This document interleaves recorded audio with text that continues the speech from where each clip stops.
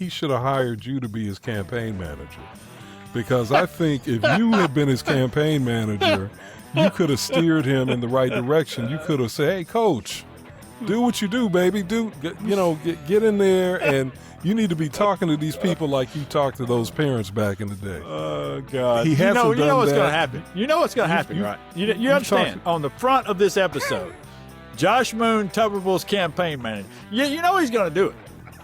That's exactly what's going to happen. Alrighty, welcome in. It is your favorite political podcast. It's Alabama Politics This Week with Josh Moon and David Person. How are you, David? Man, I'm feeling pretty good this morning. How about you? Good deal. Not bad, man. Yeah, I'm. We're back, back in the city, back at the house. Got back settled in, and got actually getting out, doing some. The temp was, man, it got a little chilly there. I mean, it was down into the 80s. It was downright cold. I had to put on a sweatshirt the other day. You're talking about at the beach. No, I'm talking about here. It was here the other night, here? man. It was in the 80s at one after the rain the other night, and the wind was kind of coming through on the back porch, and I had to throw on a hoodie for a little bit, man. And wait a minute, you put on a hoodie in 80 degrees? I did. It's cold, man. Come on now, it's cold. You can't. You gotta Unbelievable. Keep myself, I'm like a lizard over here. I gotta keep the body temp up, cold blooded. But no, it's unbelievable. It's been good. It's been good. I honestly, I kind of laughed when I was doing the little intro into this thing, because I forgot where we were, because we've recorded this thing way out of order. I'm about to welcome everybody back into the show. But hey, before we get going, though, let me tell you about our friends over at Wind Creek Entertainment. It is Alabama Politics This Week, brought to you by Wind Creek Entertainment, and we're thrilled to sponsor have them as a sponsor and to work with them and partner with them on things. They are fantastic. That's the Porch Band of Creek Indians, and they do such really good things around the state. They're good people. I've gotten to know a lot of them as we've gone through this partnership and just reporting as well. And, Stephanie Bryan, Arthur Mothershed, Keith Martin. I mean, those folks that run the organization there and the business side of things, they are some of the best folks. And it's, to watch them, I've told them a lot of times, if we would do things like the Porch Creeks have done things in this state, in which, everybody, I think it's the perfect model. I think it's the perfect model for state and for governments out there, because it's built around work. It's built around opportunity. It's built around giving people opportunities to work for themselves and to lift themselves up and to provide for the community things that they need to better themselves, whether it's health care, it's education, it's child care. They do that. Look, I know a lot of it is done by way. They've been very fortunate to be able to operate gaming establishments in this state. And so a lot of that revenue has come from that, but they've also turned that revenue into other business opportunities. And they have things all over the state now. They have so many businesses. They pay in, millions and millions of dollars of taxes. I mean, everybody always loves to talk about how they pay no taxes. They pay millions and millions of dollars in taxes around here. But more importantly, they're one of the largest employers in this state. They pay a very fair wage at all of their establishments, including their resort casinos in this state, where those folks are some of the highest paid people in the state. That's the reason why when you go in, everybody seems like they're so happy. Hell yeah, they're paying their bills. They got a great career in front of them. If they know if they work hard, they can continue to move upward in the company. It can be something that where they spend their lives and they work with great people. That's all people want, man. That's all people want. And I guess it was my first visit to the one in Atmore. Right. I was being given a tour, basically, right, by the GM there. And what I noticed, and this goes to what you were just saying, she seemed to know everybody's name that she encountered, and everybody that encountered her seemed to know her by her first name. And I just thought, that's pretty impressive. They've got a sort of a camaraderie there. That was really impressive, I thought. Well, it's most of the people have worked there for years and years, you know, and so I think that Mm-hmm. that also helps as well, and that again speaks to the opportunities that they've put in front of people, and Yeah. that's what I'm saying. You know, look, I know they're sponsors, and so I'm inclined to speak well of Of them, and course. that. But Of from course. Yeah. I mean, that's from the sponsorship and the business side of the thing, okay? But But I think uh, it's but I think it's true. I think what we're yes, it saying is. It is is. actually true. Yeah. And I think it's outside of really what they want me to talk about. You know, I mean, it's, you know, they just want to promote the business and stuff. But Mm-hmm. you're just watching the way that they've done things, the way that they have done so many things and providing, you know, the healthcare, you're using the revenue that they have and providing healthcare for their folks which has eliminated a lot of the chronic illness and things that were keeping people from working fully like they would want to, helping their seniors. Well, I mean, they've got one of the greatest senior facilities. My wife works in that industry, and I've showed her some of the stuff that they do at their senior care facilities and some of their senior living facilities. Oh, I mean, it's like she says, it's like another world compared to what, you know, she deals with on a daily basis. And but those types of things, what I'm saying is, when I said that they could be the model, it's because they take that revenue and they put it back into that community, and it just provides so many opportunities for folks. But look, from a business perspective, y'all go check them out at Wind Creek Entertainment. Book a stay, go down. You're going to the beach anyways. Go down, you know, break the trip up, have a good time, have some fun. You will not regret it. All right. So it seems that maybe we have an actual race for governor. Um, you know, and I think a lot of people suspected this was going to be the case, coming in. There's a new poll out. It was done by a right wing organization, put together by the Yes Every Child Foundation, which is basically a Mm-hmm. school choice organization. They're advocating for, you know, us to dump tax dollars into private schools. And so, you know, I believe honestly it's propped up by the Heritage Foundation. But they came through, did a Okay. poll by July, from July the 8th through the 11th, and surveyed, you know, 600 or so Alabamians, and which is, you know, fair for a poll of you know, that in this time around the state. That's about average. And they found that Tommy Tuberville is leading Doug Jones by about 8 points. Now, this was a heavily Republican skewed poll. It was 56% Republican, 32% identified as Democrats. Only somewhere around 22, I think, percent identified as strong Democrats, where there was over Yeah. 30% identified as strong Republicans in that poll. So this was a pretty heavily skewed poll, and Mm-hmm. for him to only be up 8, I think sent a lot. I mean, even our friends over at 1819 put a headline up there that said, you know, the race is much closer than people expected, Right. and wrote about how close this thing was, because it is close. And I wrote a column about it for today. We record on Wednesdays, and the column ran today about what this poll says. And I tried to be, you know, I mean, look, we all know our political persuasions at this point in time. Okay, so Sure. let's be honest, you know, about the Sure. whole thing. And I'm not going to try to fool anybody, but I tried to Mm-hmm. be as straight down this thing as I could, and as fair to everybody on both sides, and just look at the poll and what it says and what it means. And my takeaway was, look, Doug's got a chance here. You know, this thing shows you that he's got a chance, but he's still a big underdog in this Mm-hmm. thing. And the reason I think that he's got a chance is, you know, this poll shows that this thing is a little closer than folks imagined it would be. Right. I always thought it would be under 10 points. I thought it would be somewhere around 7 points or so overall. And that's in a typical race. And I Mm-hmm. felt that way just because of Tuberville's polarization. Okay. Yeah. Got a lot of Um, baggage. yeah, and so I felt that was going to be the case no matter what.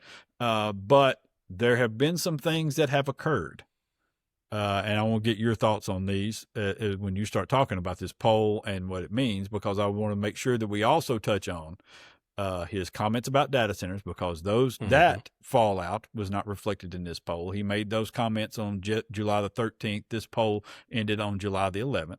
And then last week's comments about Social Security that he made on the floor of the Senate, in which he called Social Security a scam and, made it pretty obvious he wanted to blow the whole thing up. So I think those things are very problematic for Tommy Tuberville, especially given what these numbers have showed out of this poll. Yeah. Yeah, and the Social Security comments I thought were particularly interesting because it's been reported that he's received something like $90,000 Yeah. Of Social Security benefits himself. So that seems strange, a strange position for him to take. But anyway, I think you're making a really good point that he is. Alabamians seem to be going in the direction of wanting to save and preserve Social Security and having real concerns about data centers.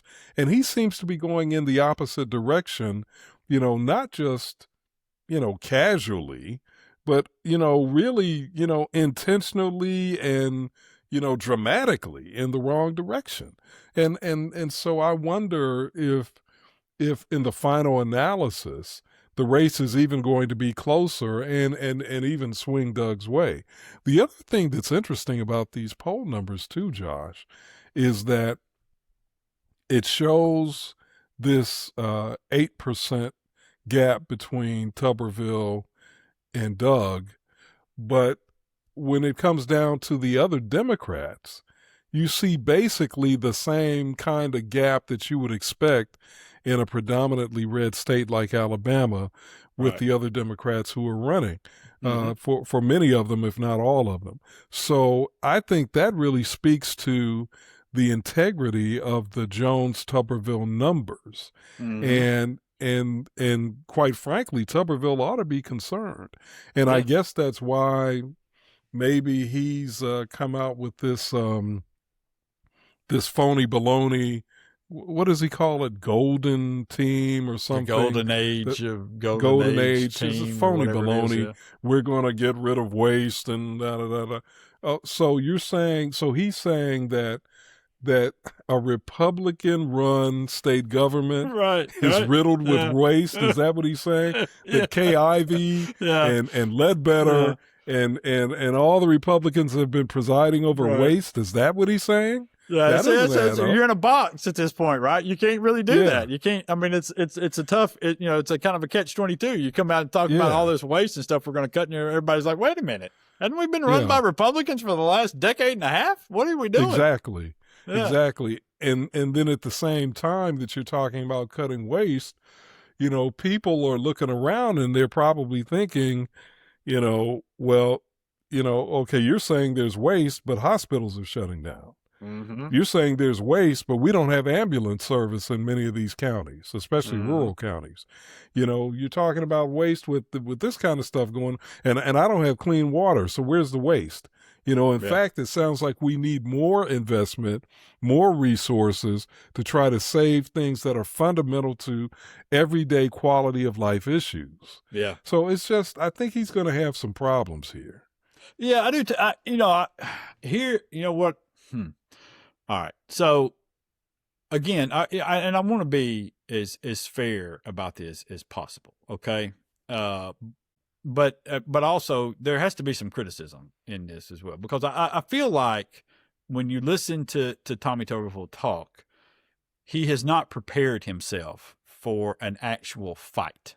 You know what I mean? He's not. I feel like the pathway he imagined was, I'm going to declare for governor. The other Republicans are going to get out of the way because that's the climate we have right now. And I'm going to walk into the governor's office. And look, here's the other thing about this. Okay. Let's get all the caveats out of the way here as well, because we're in August.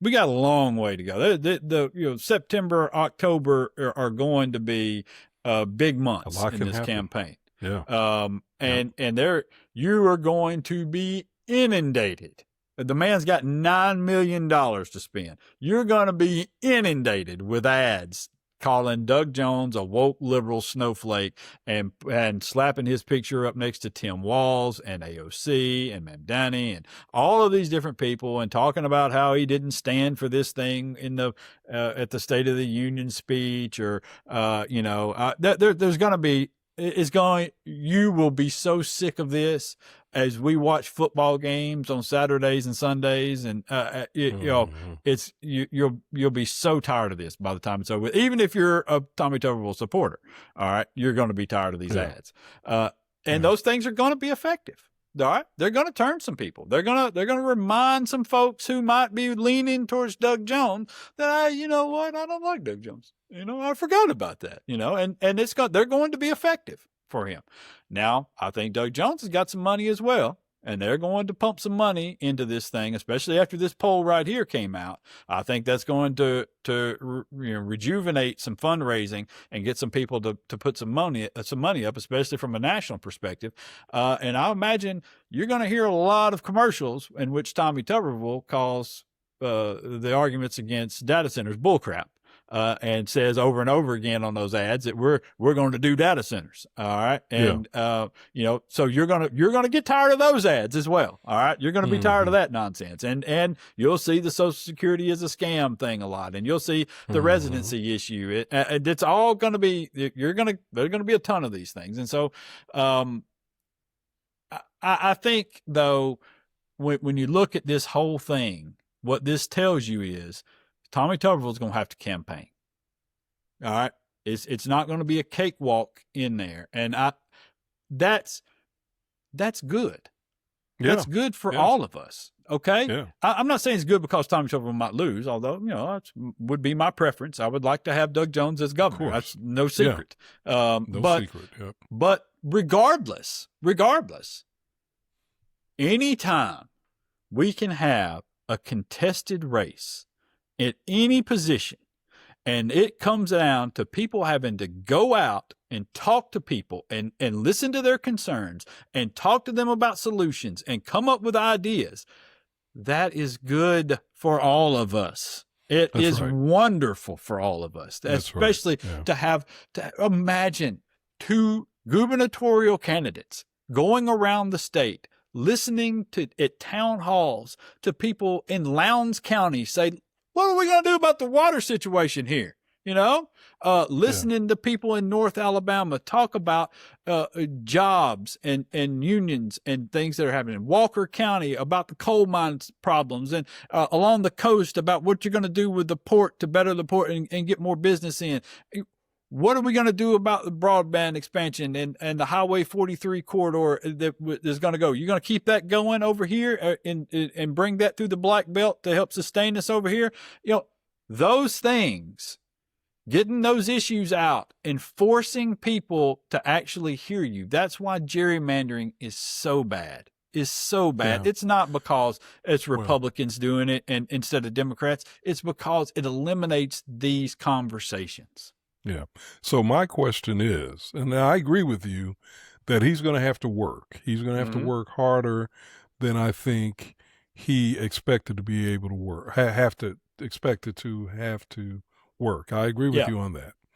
My question is, though, is he really going to do it in the way that you're envisioning? Because I think what you're envisioning is sort of an ideal situation. Yeah. And I still think, based on at least what he's done so far, he would have to do a complete 180 in terms of his approach to campaigning and his tone, his rhetoric, in order to do what I think you're talking about. And quite frankly, I wonder if he even wants to go to some of these areas that are really trouble-plagued, like Lowndes County with the water and the potential fallout from a data center there. I wonder if he really wants to go to places like that because he's not really. Let's just face it. Mm-hmm. In terms of what he has presented to us thus far as a U.S. Senator, Tommy Tuberville is not built for that kind of campaigning.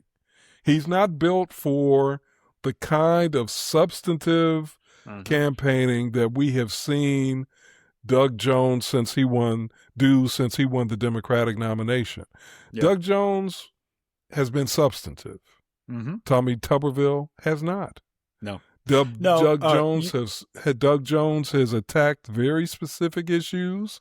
Tommy Tuberville has gone kind of in almost a sophomoric kind of approach, almost what you would expect from somebody in high school or something, saying, tossing off crazy one-liners. Yeah. I mean, that's not substantive.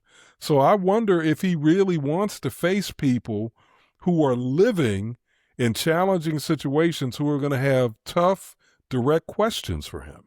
I don't know. So here's here's what I would say. I would say I really don't know, and you would have to say that his tendencies over the last decade have been to not do the hard thing. But you could also make an argument that in his past, he should be a person who could do those things, because he has gone to those areas. He has had, now this is football and not politics, but he has gone and talked to a number of Black families in poverty. He sat in a lot of those living rooms and talked to those folks and dealt with their families and talked to, the moms and the dads and the uncles and the folks in the community to try to entice those guys to come and play for him and to tell them learn what they needed to hear and tell them how he could fix that problem, or he could serve those people, or he could do these different things to make them feel comfortable enough for them to send their kids to play for him, and send them to Auburn or to wherever, and so you would think that he's got that ability, right? That translates. It's different. I get it, but it translates.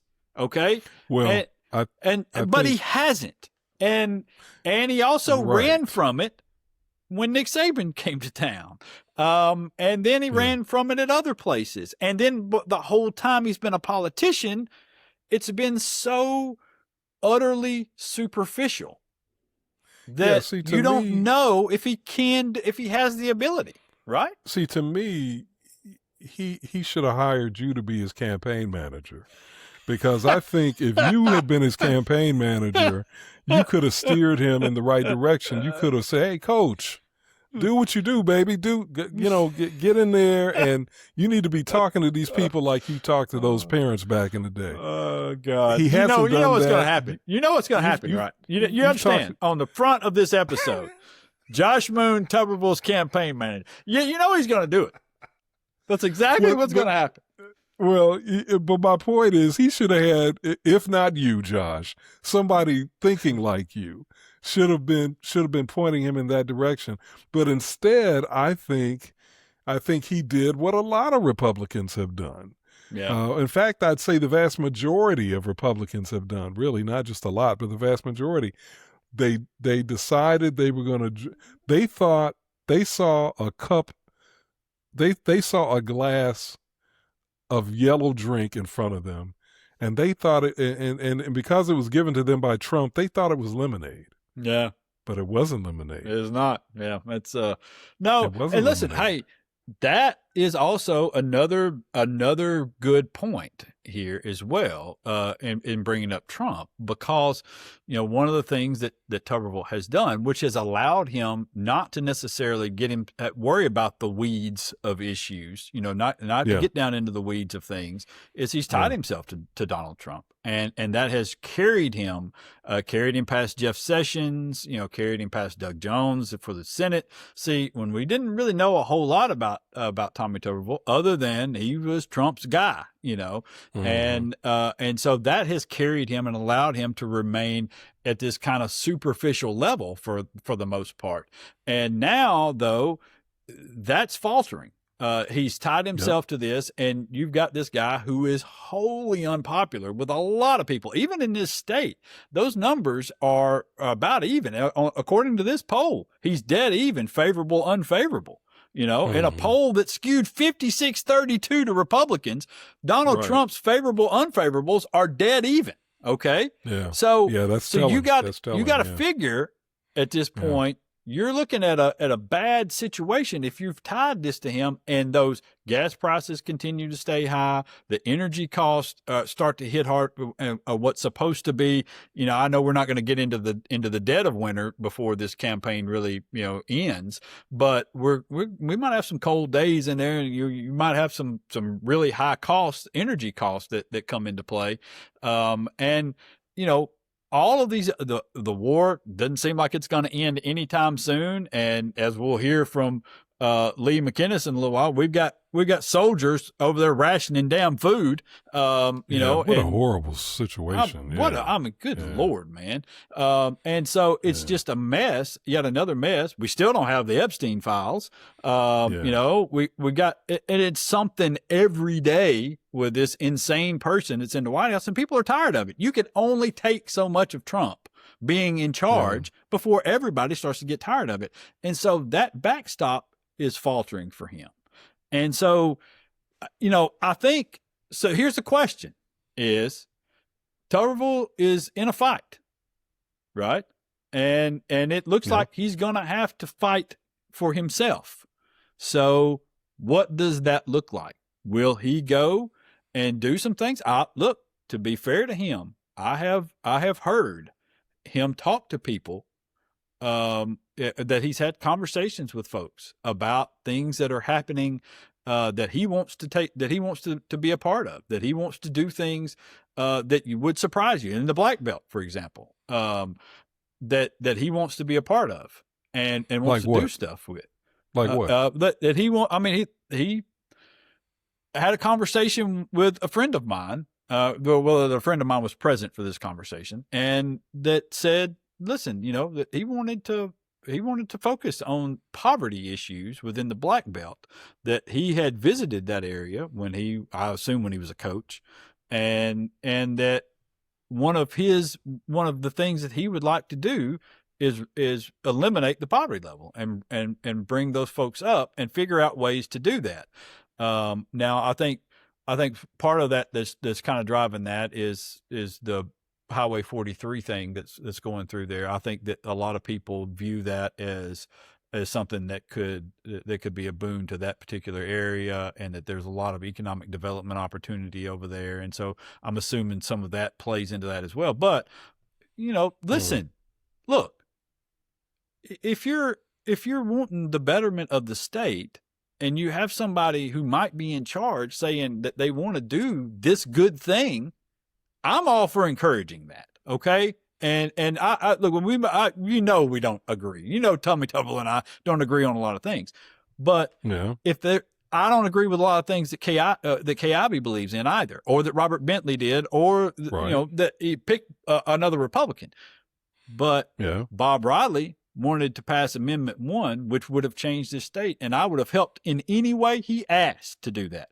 Ivy, when she started telling folks, hey, you got to put a mask on, you need to take this damn vaccine over here to save the lives that we've got in our overcrowded hospitals where people are dying every day left and right, I helped Ivy in every way I could to spread that damn message, and congratulated her on doing what she did to save lives, because she did it. And so if Tommy Tuberville wants to go to the Black Belt and help out with the poverty levels down there and do something about the sewage situation and bring some business and some economic opportunities down there, then damn it, I'll do whatever. If he calls today and says, I need you to do it, I'll do it.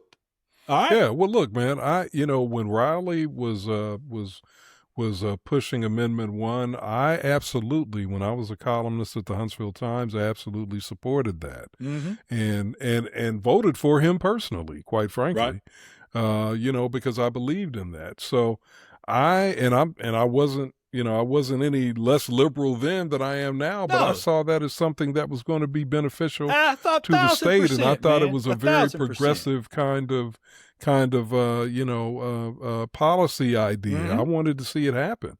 So I'm with you on that. And if Tuberville is really serious, if this private conversation that he's had, if he's really serious about that, then doggone it, he needs to start talking about it. Yeah, and I he needs agree. to not just say it. It doesn't need to just be rhetoric. He needs to come with some concrete proposals. Exactly. Not just talk. Concrete proposals. Yes. And if he does that, then I know, just like you, I will champion. He's not going to get my vote, but I'll champion what he's talking about. I'll at least applaud what he's talking about on that. Yeah. Look, this needs to be said as well, because too often we have a tendency when somebody has done not much or done bad, and then they all of a sudden have a good idea, we tend to overinflate it. Okay. And I mean, this happens all the time with the Trump administration. Trump will do 85 bad things, and then he does one good thing, and people are like, well, look, he did this one, look at this. All right. Right. Doug Jones has got a much better plan. Okay. Right. Doug Jones' plan for the black belt, Doug Jones' plan for poverty, Doug Jones' plan for health care, Doug Jones' plan for economic development, that he's laid these things out and talked about them. They are much more defined. They are much better. They are much more doable. They are much, you can look at them and say they are much better for the people of this state. Okay? Yeah. All right. That's just a fact. And with Doug, you don't get all that Tuberville baggage. That's right. Too. So, I mean, to me, it's a no-brainer who to support. But I am saying I just I didn't would want to applaud overplay. Tuberville if he started saying something that made sense. I'd applaud the things that made sense. Yeah, and that's all I was saying. I just didn't want to say because we were saying, listen, he's got this good idea over here that it gets overplayed, and we all of a sudden saying, oh well, listen, this guy, and to just ignore Doug because he's got good ideas and he's been saying them all along, and people are like, well, of course he's got good ideas, it's what he's supposed to do. It's just you shouldn't punish him because he's been the better candidate all along. And that was my point with that. But gotcha. But back to the original thing here, I don't know what Tuberville in a real fight looks like. He's never been in one. He's never been in one in politics. He hasn't. The things with Sessions, that wasn't. He didn't really have to do much. Donald Trump did most of the heavy lifting there. He didn't have to focus on real issues. He didn't have to get down into the weeds of things. He didn't have to go around the state and meet with business leaders and say, we're going to do these things and here's my plan for this or that. He didn't have to go around and meet with voting groups and reassure them, what's going on. His trouble right now is this. Data centers, nobody saw that being the issue that it currently is. And nobody could have predicted that at this point. And he's got a big problem with that because that touches on his core base support right now. His core base supporters are all in this fight because they see it as another infringement by the government and by big business on their properties, on their quality of life, on the water usage, on all these different things that come into play for them. And so it's a huge deal for those people, and that's a huge deal for him. And he's alienated a lot of those people with what he said. Now, I don't think they're going to vote for Doug, but I do think that they may stay home and not vote for him, which is another problem. Similarly, another problem that he has is in older folks because of the Social Security thing that he talked about the other day. That's another core group of supporters for him. And he has another big issue already going into this, which everyone knew he was going to have, in moderate, traditional Republicans who just don't like him, who just don't take him seriously, who think that he is a performative politician who doesn't have the substance and doesn't have the knowledge base that they like. Now, a lot of those folks were going to say, I guess, and go and vote for him or bubble in the straight ticket option or whatever. And there are probably a lot of them who are still going to do that. But I think he's bleeding a lot of those folks. And Doug Jones, by being a sane candidate, staying towards the center, has been able to pull it. That's what this poll shows more than anything. When you've only got 32% of the respondents and only 20 some odd percent who are saying that they're strong Democrats, and you're getting 41%, you're pulling some Republicans out of there. So where does that leave us? Yeah. Well, we'll see. Yeah. Like you said, we'll see. We'll see what he does, and we'll see how he does. But he's going to have to work. And if he's going to be smart, he's going to really have to come to the table with a whole lot more than he's been bringing. Yeah. No, you're right. You're right. And it'll be interesting to see what that is. But, you know, I guess I'm kind of like Lloyd Christmas in Dumb and Dumber at this point, telling me there's a chance, you know, for the Democrats. And I'll read you. I see what you're putting down. All right. We're going to slide out. It's Alabama Politics This Week, brought to you by our friends at Wind Creek Entertainment. We'll be back in a minute. Alrighty, welcome back. Alabama Politics This Week. Josh Boone, David Person. Our thanks to all of our guests. I mean, damn, how many did we have? Guinness and Keller and Reed, and thanks to everybody. Listen, we're going to be guest heavy for the next little bit, and that's good. I think a lot of people enjoy hearing from the guests and the conversations that we have, particularly the ones where with folks like Stephen Reed. I think people really like those conversations because Reed takes a lot of shots, and I think it's always good to give him a broader leeway in answering things, so he can kind of expound upon things that often get cut down to a soundbite or two, or people taking a shot at him.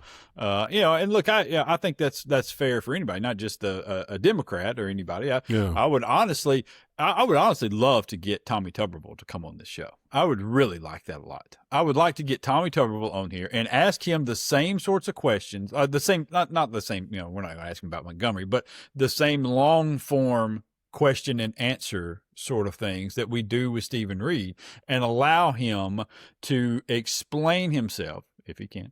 I was going to say, if he would do it. I'm not convinced that he would do it. I'm not talking about coming on the show. Maybe he would, maybe he won't. But I'm saying, would he really take advantage of that to give substantive answers? Stephen Reed gives substantive answers. Yes, he does. You can agree with him, you can disagree with him, but they're substantive.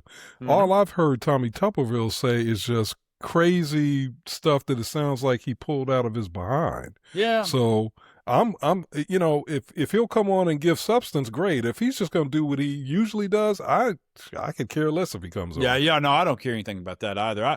But you're right. And the thing that makes me think that he might is, is having covered him when he was a football coach. When you got him in private, it was, he was a very personable guy who could provide you with insight into what was happening within the football program, what was going on. And it wasn't stupid things. It wasn't surface level nonsense. I mean, there were things about, people. I remember having conversations with him about players, and this was in a group setting. Now this was more in a group setting, but he would have conversations about players and how they felt and what was going on. And it was, some of it was very insightful stuff. And so I wonder, and I've heard, people say, as a matter of fact, one of our frequent guests told me the other day that they had a conversation with him. This is somebody who is not inclined to like him at all, but he had a conversation with him privately, and it was a very good conversation, and that he expressed some ideas that surprised this person about what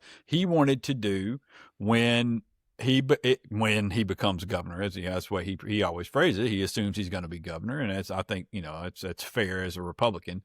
But it surprised this person what he was telling him he wanted to do and why he wanted to do it. And so maybe there's a possibility. I don't know. Like I said, I would love to have him on and to have those kind of conversations with him, because I think they would be very beneficial, not only to the people of this state and the folks who listen, but also to him. I think it would be beneficial if he would provide those kind of answers and reasoning for things he wants to do. The operative word in everything you just said is if. If. And I'm from, and like I said, I was born in Missouri for real. Not, I don't just say that. I was born in Missouri. Show me. Yeah. Show me. Yeah. No, I that's a very fair thing to say, because so much of what he has done has been performative. It's been, Yep. it's been for show. It's been surface level. It's been, an inch deep. And it's been, and I think that's why he's so polarizing to so many people right now, is because most people see it as a show, as he's a performer playing a role. And I don't think a lot of people necessarily care for that. But anyways, our thanks to all those guests. Our thanks to the folks at Wind Creek Entertainment. God bless them. We really appreciate them for what they do here and for what they do all across the state. They're fantastic folks. Thanks to the folks at SPLC, another fantastic partner. And I'll say again, I wish that those folks would come out and hammer the Trump administration, because they've got all the ammunition. They've got everything in their favor. That horse shit thing that whatever, that indictment or whatever the hell that they passed. By the way, you want to know how bullshit some of those indictments are?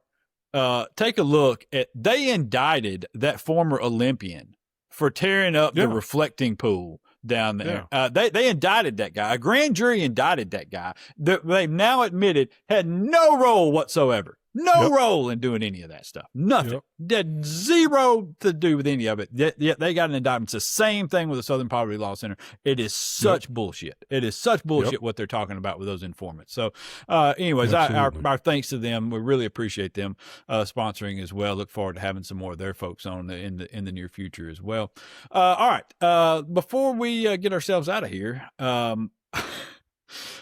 we need to do our right wing nuts, and our right wing nuts are our God bless Robert Adderholt, Gary Palmer, Katie Britt, and Tommy Tuberville, and it's for their bill limiting only biological women to the membership of the Daughters of the American Revolution. Who knew there was such a clamoring to get into the Daughters of the American Revolution, that this would be an issue? Who even talks about the Daughters of the American Revolution? I mean, what are we doing, man? And so it seems like it's a reaction to this, something that the Daughters of the American Revolution decided among themselves, that they were going to open up their organization to all people who identify as women. Right. That was their decision as an organization. So now we've got 4 of the most powerful people in our nation wasting their time and their energy focusing on something like this that will impact probably 1%, not even 1%, a fraction of a percent of the Alabama population. When we've got bigger issues to tackle, why the freaking heck are they spending their time on that? We've got clean water issues in Lowndes County. We've got data center issues across the state that need to be discussed.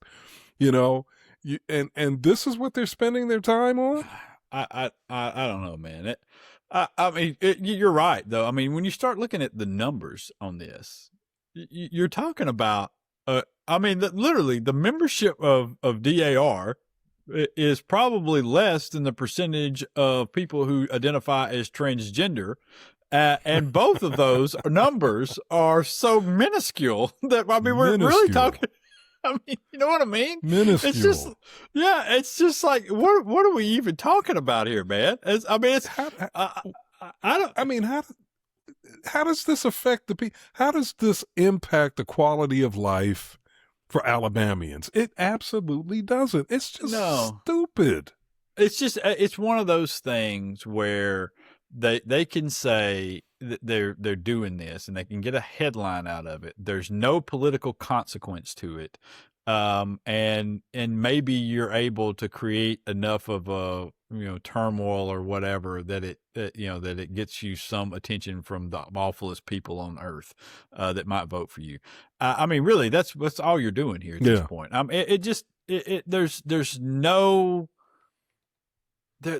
There's nothing to benefit anybody.